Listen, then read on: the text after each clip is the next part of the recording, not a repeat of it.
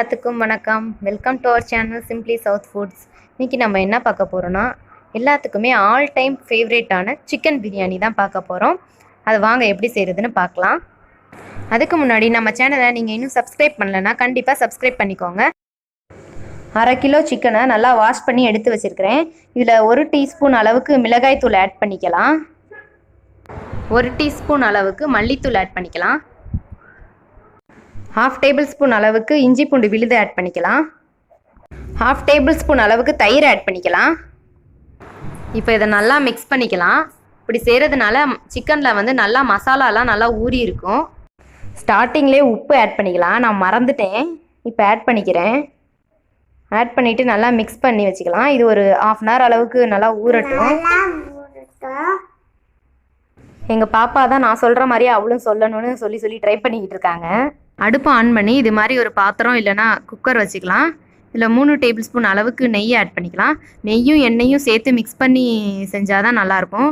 வெறும் நெய்யில் மட்டும் செஞ்சால் கொஞ்சம் ரஃப்பாக இருக்க மாதிரி இருக்கும் பிரியாணி. அதனால் நெய்யும் எண்ணெயும் சேர்த்தே ஆட் பண்ணிக்கலாம். 4 டேபிள் ஸ்பூன் அளவுக்கு ஆயில் ஊற்றிக்கலாம். இது கொஞ்சம் சூடானதுக்கப்புறம் ஒரு சின்ன துண்டு பட்டை ஆட் பண்ணிக்கலாம். கொஞ்சோண்டு கல்பாசி ஆட் பண்ணிக்கிறேன். ஏலக்காய் 1, சின்னதாக மராத்திமோக்கு ஆட் பண்ணிக்கிட்டேன். 6-7 கிராம்பு ஆட் பண்ணிக்கலாம். அடுத்து அன்னாசிப்பூ ஆட் பண்ணிக்கிறேன். சும்மா ஒரு 3 பீஸ் மட்டும் இருக்க மாதிரி. இது ஜாதிபத்திரி கொஞ்சமாக ஆட் பண்ணிக்கிறேன். அடுத்த பிரியாணி இலை 1 வந்து 2ஆக பிச்சு ஆட் பண்ணிக்கலாம். அப்போ தான் அதோட ஃப்ளேவர்லாம் நல்லா இறங்கும். இப்போ எல்லாமே கொஞ்சம் நல்லா பொரிஞ்சதுக்கப்புறமா பச்சை மிளகா 2 எடுத்து வச்சுருக்கேன், அதை ஆட் பண்ணிக்கலாம். இந்த பச்சை மிளகா நல்லா காரமாக இருக்கும், அதனால தான் நான் 2 மட்டும் ஆட் பண்ணியிருக்கேன். உங்களுக்கு காரத்துக்கு தகுந்த மாதிரி இன்னும் கூட கொஞ்சம் ஆட் பண்ணி இன்னும் 2 கூட சேர்த்து ஆட் பண்ணிக்கலாம். அடுத்து மீடியம் சைஸாக இருக்க வெங்காயம் வந்து 4 எடுத்து நான் இது மாதிரி ஸ்லைஸாக கட் பண்ணி வச்சுருக்கேன், அதை ஆட் பண்ணிக்கலாம். வெங்காயம் வந்து நல்லா வதங்கணும். கோல்டன் ப்ரௌன் கலரில் வந்து நல்லா வதங்கினா தான் பிரியாணிக்கு டேஸ்ட்டு. இது நல்லா வதங்கிக்கலாம். யாருக்கெல்லாம் சிக்கன் பிரியாணி ஃபேவரட் டிஷ்ஷோ அவங்க கீழே கமெண்ட் பண்ணுங்கள். ஃபேவரட் டிஷ் இல்லைனாலும் கீழே கமெண்டில் சொல்லுங்கள். யாருக்கெல்லாம் பிரியாணி பிடிக்கும் பிடிக்காது எல்லாமே பிடிச்ச டிஷ் எது அதெல்லாம் கீழே கமெண்ட்டில் சொல்லுங்கள். வெங்காயம் நல்லா வதங்கட்டும். அதுக்குள்ளே நம்ம அரிசி எடுத்து வாஷ் பண்ணி வச்சுக்கலாம். இந்த உலக்கில் தான் நான் 2 உலக்கு வந்து பிரியாணி அரிசி எடுத்துருக்கிறேன். நீங்கள் பாஸ்மதி ரைஸ் எடுக்கிறதுனாலும் எடுத்துக்கலாம். இதை ஒரு 2 டைம் நல்லா வாஷ் பண்ணி எடுத்துக்கிட்டேன். நான் எப்போதுமே ஊற வைக்க மாட்டேன், அரிசியை வாஷ் பண்ணி அந்த ஈரத்தோடையே அப்படியே வச்சுருப்பேன். நீங்கள் ஊற வைக்கிறதுனால ஊற வச்சுக்கலாம். இப்போ வெங்காயம் நல்லா கோல்டன் ப்ரௌன் கலரில் வந்துருச்சு. இப்போ பெரிய ஸ்பூனில் நல்லா ஃபுல்லாக இருக்கிற மாதிரி 4 ஸ்பூன் அளவுக்கு இஞ்சி பூண்டு பேஸ்ட்டு ஆட் பண்ணிக்கலாம். இஞ்சி பூண்டு பேஸ்ட்டு ஆட் பண்ணதுக்கப்புறம் கொஞ்சம் அடி பிடிக்கிற மாதிரி இருக்கும், அதை நல்லா மிக்ஸ் பண்ணி விட்டுக்கலாம். சிம்லேயே வச்சு மிக்ஸ் பண்ணிக்கலாம். இஞ்சி பூண்டோட பச்சை வாசனைலாம் நல்லா போகணும், அது வரைக்கும் நல்லா மிக்ஸ் பண்ணி விட்டுக்கலாம்.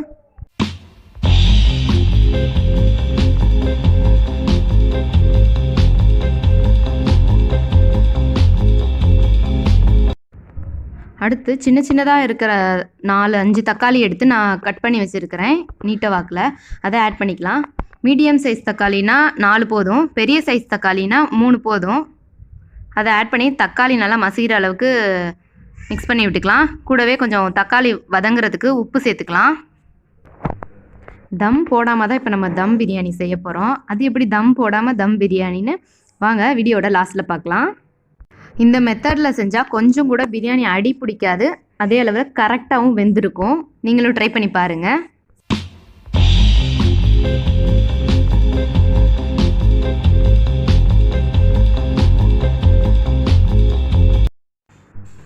தக்காளி நல்லா வதங்கிடுச்சு பாருங்கள், எண்ணெயெல்லாம் நல்லா பிரிஞ்சு வந்துடுச்சு. இந்த மாதிரி எண்ணெய் பிரிஞ்சு வந்ததுக்கப்புறம் தான் நம்ம மிளகாத்தூள் ஆட் பண்ணணும், அப்போ தான் நல்லா கலர் கிடைக்கும்.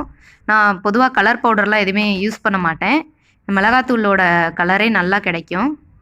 நல்லா மிக்ஸ் பண்ணி விட்டுக்கலாம். அந்த எண்ணெயிலேயே மிக்ஸ் பண்ணதுக்கப்புறம் தான் அடுத்தது நம்ம மல்லித்தூள் ஆட் பண்ண போகிறோம். இது மாதிரி சின்ன டிப்ஸ் எல்லாம் ஃபாலோ பண்ணாலே சூப்பரான பிரியாணி கிடைக்கும். இப்போ 2 டேபிள் ஸ்பூன் அளவுக்கு மல்லித்தூள் ஆட் பண்ணிக்கலாம். மல்லித்தூள் ஆட் பண்ணி நல்லா அந்த மசாலாவோட வாசனை போகிற அளவுக்கு நல்லா வதக்கி விட்டுக்கலாம். பிரியாணி பண்ணுறதுக்கு வந்து பொறுமை தான் ரொம்ப முக்கியம். இதில் ஒவ்வொரு இன்க்ரீடியன்ட்ஸும் ஆட் பண்ணுறப்ப அது நல்லா வதங்கினதுக்கப்புறம் தான் ஆட் பண்ணணும். கொஞ்சம் டைம் எடுத்து தான் பண்ணணும். ருசியாக சாப்பிட்ணுன்னா கொஞ்சம் டைம் எடுக்கத்தான் ஆகும். அவசரமாக செஞ்சால் அப்புறம் பிரியாணி வந்து தக்காளி சாதம் ஆகிடும். இப்போ நல்லா வதங்கினதுக்கப்புறமா 1/2 கப் அளவுக்கு தயிர் எடுத்து வச்சுருக்கேன். அதை ஆட் பண்ணிக்கலாம். தயிர் ஆட் பண்ணதுக்கப்புறமும் நல்லா இதை வதங்கணும். தயிர் வந்து நல்லா கெட்டியான தயிராக புளிப்பில்லாத தயிராக எடுத்துக்கலாம்.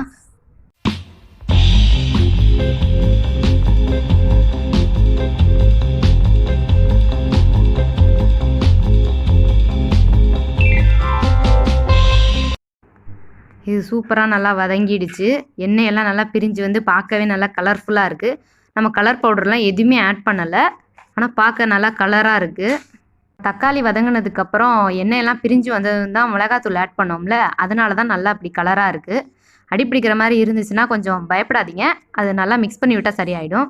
இப்போ புதினாவும் கொத்தமல்லியும் ஒரு கைப்பிடி அளவு எடுத்து வச்சுருக்கேன். அதை ஆட் பண்ணி அதோட ஸ்மெல் வந்து நல்லா அந்த மசாலாவில் இறங்குற வரைக்கும் நல்லா மிக்ஸ் பண்ணிக்கலாம். எங்கள் பாப்பா வந்து பேக்ரவுண்டில் விளாண்டுக்கிட்டே இருக்கா. அதனால தான் ஜல் ஜல்னு கொலுசு சவுண்டு கேட்டுக்கிட்டே இருக்குது. யாரும் தப்பாக நினச்சிக்காதீங்க. 2 நிமிஷம் நல்லா வதங்கினதும் நம்ம அந்த ஊற வச்சோம்ல சிக்கன், அதையும் அது கூட சேர்த்து நல்லா வதக்கி விட்டுக்கலாம். ஒரு 3 நிமிஷம் அளவுக்கு வதங்கட்டும்.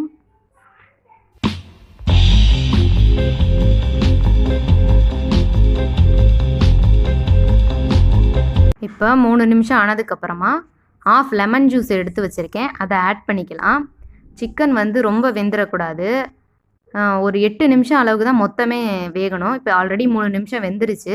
இப்போ அரிசியோடு சேர்ந்து ஒரு 5 நிமிஷம் வெந்தால் அது வேகிற டைம் கரெக்டாக இருக்கும். ரொம்ப வெந்துச்சுன்னா ஹார்ட் ஆகிடும். இப்போ நான் இந்த உலக்கில் தான் 2 உலக்கு அரிசி எடுத்தேன். அதே உலக்கால் 4 உலக்கு அளவுக்கு தண்ணி ஆட் பண்ணிக்கலாம். இது 1 2 3 4. இதுவே பாஸ்மதி ரைஸாக இருந்துச்சுன்னா 1க்கு 1.5 அளவில் தண்ணி ஊற்றிக்கலாம். ஊற வச்ச பாஸ்மதி ரைஸ் ஆட் பண்ண போகிறீங்கன்னா 1 டம்ளர் அரிசிக்கு 1 டம்ளர் தண்ணியே போதும். அதுக்கு மேலே விட்டால் அது குழஞ்சிரும். இப்போ உப்பு ஆட் பண்ணிக்கலாம். இப்போ தண்ணி நல்லா கொதிக்கட்டும். ஒரு மூடி போட்டு மூடிடலாம். நல்லா கொதித்ததுக்கப்புறமா அரிசி ஆட் பண்ணலாம். இப்போ தண்ணி நல்லா கொதிக்குது. இப்போ அரிசி ஆட் பண்ணிக்கலாம். அரிசி ஆட் பண்ணதுக்கப்புறமா இது மாதிரி மெதுவாக மிக்ஸ் பண்ணி விட்டுக்கலாம்.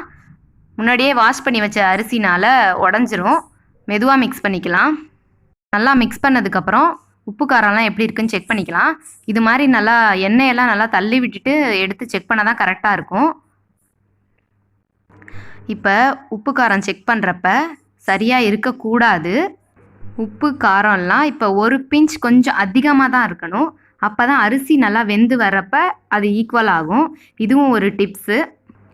இப்போ எனக்கு கொஞ்சம் உப்பு கம்மியாக இருக்க மாதிரி இருக்குது. அதனால் நான் கொஞ்சம் உப்பு ஆட் பண்ணிக்கிறேன். உங்களுக்கு காரம் கம்மியாக இருந்தாலும் இந்த ஸ்டேஜில் வந்து மிளகாத்தூள் ஆட் பண்ணிக்கலாம். இல்லைனா மிளகு சீரகம் பவுடர் பண்ணி வச்சுருந்தா அதையும் ஆட் பண்ணிக்கலாம். இப்போ ஒரு மூடி போட்டு மூடிடலாம். நல்லா கேப் இல்லாமல் மூடிக்கலாம். இப்போ அடுப்பு மீடியம் ஃப்ளேமில் வச்சிடலாம். ஒரு 3 நிமிஷத்துலேயே அரிசியும் தண்ணியும் வெந்து ரெண்டுமே ஒரே அளவில் வரும். இப்போ தண்ணியும் அரிசி வெந்து நல்லா ஈக்குவலாக இருக்க மாதிரி வந்துருச்சு. இப்போ அதை ஒரு தடவை நல்லா மிக்ஸ் பண்ணி விட்டுக்கலாம். மிக்ஸ் பண்ணி விட்டுட்டு இப்போ மிளகு சீரகமும் சேர்த்து நான் ட்ரை ரோஸ்ட் பண்ணி பொடி பண்ணி வச்சுருக்கேன். அந்த பவுடர் 1 டேபிள் ஸ்பூன் அளவுக்கு ஆட் பண்ணிக்கலாம். ஆட் பண்ணிவிட்டு இதையும் நல்லா மிக்ஸ் பண்ணிக்கலாம். மிக்ஸ் பண்ணிவிட்டு நல்லா எல்லா பக்கமும் படுற மாதிரி மிக்ஸ் பண்ணதுக்கப்புறமா இது மாதிரி எல்லாத்தையும் ஈவனாக்கிக்கலாம். ஈவன் ஆனதுக்கப்புறம் ஒரு மூடி போட்டு மூடிக்கலாம். மூடி போட்டு மூடியாச்சு. இப்போ தான் ஒரு முக்கியமான டிப்ஸ் சொல்ல போகிறேன். அதுதான் தம்மே இல்லாத நம்மளோட தம் பிரியாணி. இப்போ இதை தட்டு போட்டு மூடினதுக்கப்புறம் அந்த தட்டு மேலே ஏதாச்சும் ஒரு வெயிட்டான பாத்திரமோ இல்லை தண்ணி ஊற்றி வச்சு ஏதாச்சும் ஒரு பாத்திரத்தை மேலே வச்சுருங்க. அடுப்பை ஹை ஃப்ளேமில் வச்சுருங்க. ஹை ஃப்ளேமில் 5 நிமிஷத்தில் தட்டை சுற்றி நல்லா புகையாக வரும். எங்கள் வீட்டு அடுப்பில் வந்து 5 நிமிஷத்தில் வந்துடும். அவங்கவுங்களோட அடுப்போட ஸ்பீடு அந்த பாத்திரத்தோட திக்னஸை பொறுத்து 5 நிமிஷமோ 6 நிமிஷமோ ஆகலாம். இப்போ பாருங்கள் நல்லா தட்டை சுற்றிலும் நல்லா புகை வருது. எனக்கு 5 நிமிஷத்துலேயே இந்த மாதிரி புகை வந்துருச்சு. அடுத்து அடுப்பை உடனே சிம்மில் வச்சிடணும். ஃபுல்லாக சிம்மில் வச்சிடணும். சிம்மில் வச்சுட்டு இதே மாதிரி எப்போ புகை வருதோ அது வரைக்கும் வெயிட் பண்ணலாம். அடுப்பை சிம்மில் வச்சதுக்கப்புறமா ஒரு 3 நிமிஷத்துலேயே தட்டை சுற்றிலையும் நல்லா புகை வர ஆரம்பிச்சிருச்சு. இந்த ஸ்டேஜில் வந்து எடுத்து பார்த்தா சுவையான பிரியாணி ரெடி. இது வந்து கொஞ்சம் கூட அடி பிடிச்சிருக்காது, அதே மாதிரி குழஞ்சிருக்கவும் இருக்காது. தண்ணி கரெக்டாக ஊற்றுனீங்கன்னா இது மாதிரி நல்லா கரெக்டாக இருக்கும். இப்போ இதை சர்வ் பண்ணிடலாம். இது போல் நிறைய டிப்ஸோட புது புது ரெசிபிஸ் நீங்கள் தொடர்ந்து பார்க்கணுன்னா நம்ம சேனலை சப்ஸ்கிரைப் பண்ணிக்கோங்க. கூடவே பக்கத்தில் இருக்க பெல் ஐக்கானையும் கிளிக் பண்ணிக்கோங்க. இந்த ரெசிபி உங்களுக்கு பிடிச்சிருந்துச்சுன்னா லைக் பண்ணுங்கள், உங்கள் ஃப்ரெண்ட்ஸுக்கும் ஷேர் பண்ணுங்கள். பாய்.